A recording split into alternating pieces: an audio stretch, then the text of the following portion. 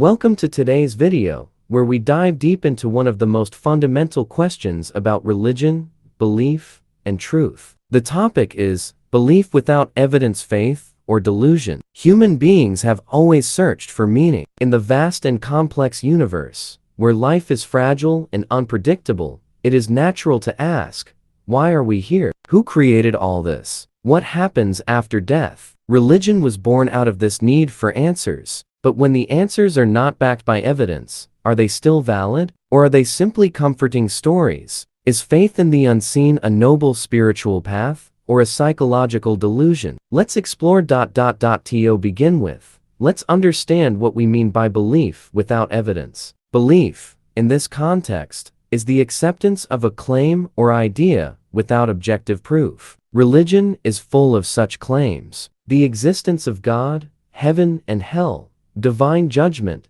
angels, miracles. None of these have been demonstrated with verifiable, testable evidence. They rely purely on faith. Philosopher Bertrand Russell once said, "It is undesirable to believe a proposition when there is no ground whatever for supposing it true."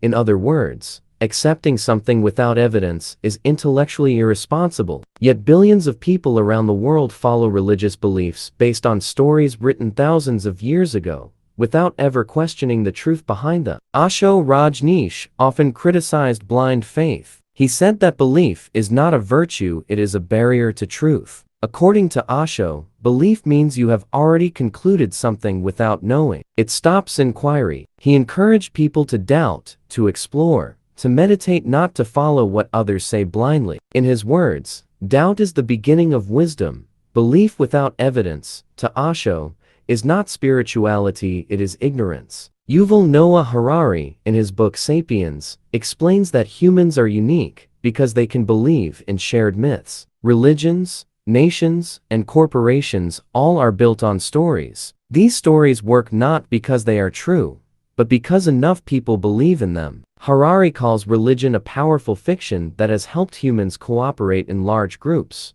But he does not argue that the stories are real. On the contrary, he shows how different cultures invent different gods, laws, and rituals, proving that belief is man-made, shaped by geography, history, and politics. Let us consider a short story that illustrates the power of belief without evidence. Imagine a tribe living in a forest. They believe that the sun is a god, and that every time they sacrifice an animal, the sun rises the next day as a blessing. They have done this for generations. One day, a curious young member of the tribe decides not to offer a sacrifice. To everyone's surprise, the sun rises anyway. He realizes that the sun does not need a sacrifice, it rises because of natural laws. But the elders accuse him of blasphemy. He is punished. Why? Because he questioned the belief. The tribe would rather continue with the comforting lie than face an uncomfortable truth. This story mirrors the history of human civilization. Galileo was condemned by the church for saying that the earth revolves around the sun. Why? Because it contradicted religious texts. People were burned alive for denying Christian doctrines during the Inquisition. In the Islamic world,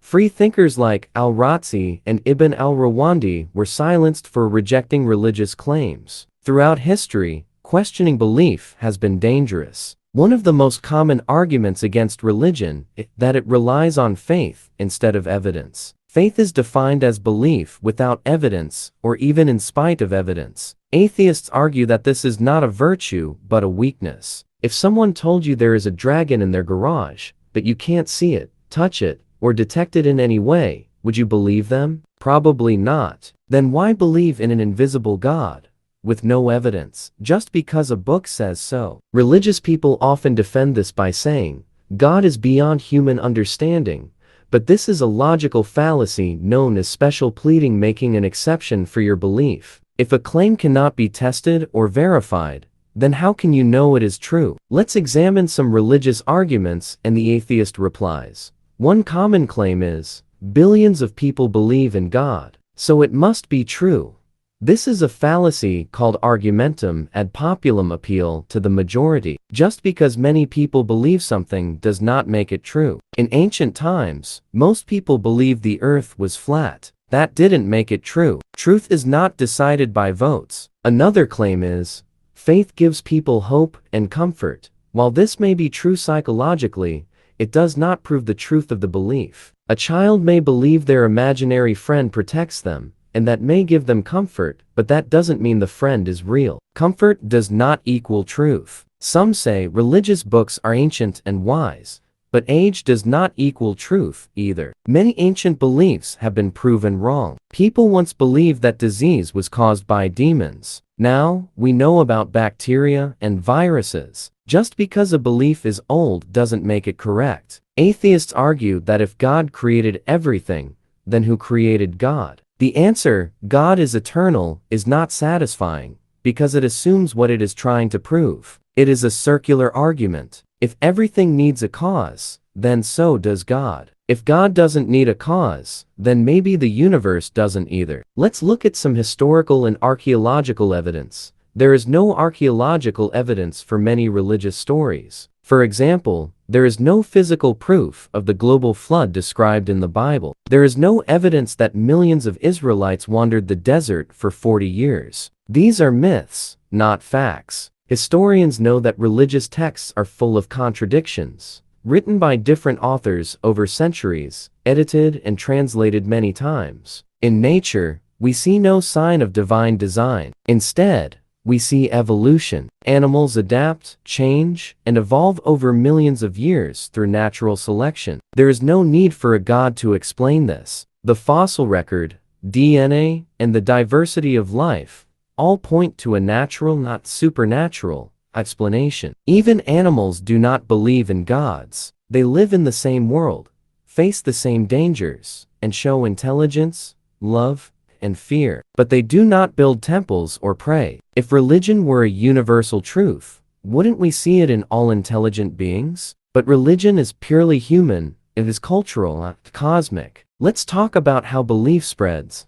Children are born without religion. A child born in India becomes Hindu. A child in Saudi Arabia becomes Muslim. A child in Italy becomes Christian. Belief is inherited, not discovered. If people were truly seeking truth, why does belief depend on where you are born? This shows that religion is cultural conditioning, not universal truth. The famous atheist Christopher Hitchens said, "That which can be asserted without evidence can be dismissed without evidence." If someone claims that invisible fairies live in their garden, the burden of proof is on them. The same applies to religion. Let us consider an example from science. In ancient times, people believed that lightning was caused by angry gods. Today, we know it is caused by electrical discharge. What once seemed divine now has a natural explanation. This is known as the God of the gaps, using God to explain what we don't understand. But as knowledge grows, the gaps shrink, and God is pushed further into the shadows. Let us consider an example from science. In ancient times, people believed that lightning was caused by angry gods. Today, we know it is caused by electrical discharge. What once seemed divine now has a natural explanation. This is known as the God of the gaps, using God to explain what we don't understand. But as knowledge grows, the gaps shrink, and God is pushed further into the shadows. Let's talk about delusion. A delusion is a belief held despite evidence to the contrary. If a man says he is Napoleon, we consider him mentally ill. But if someone says they speak to God,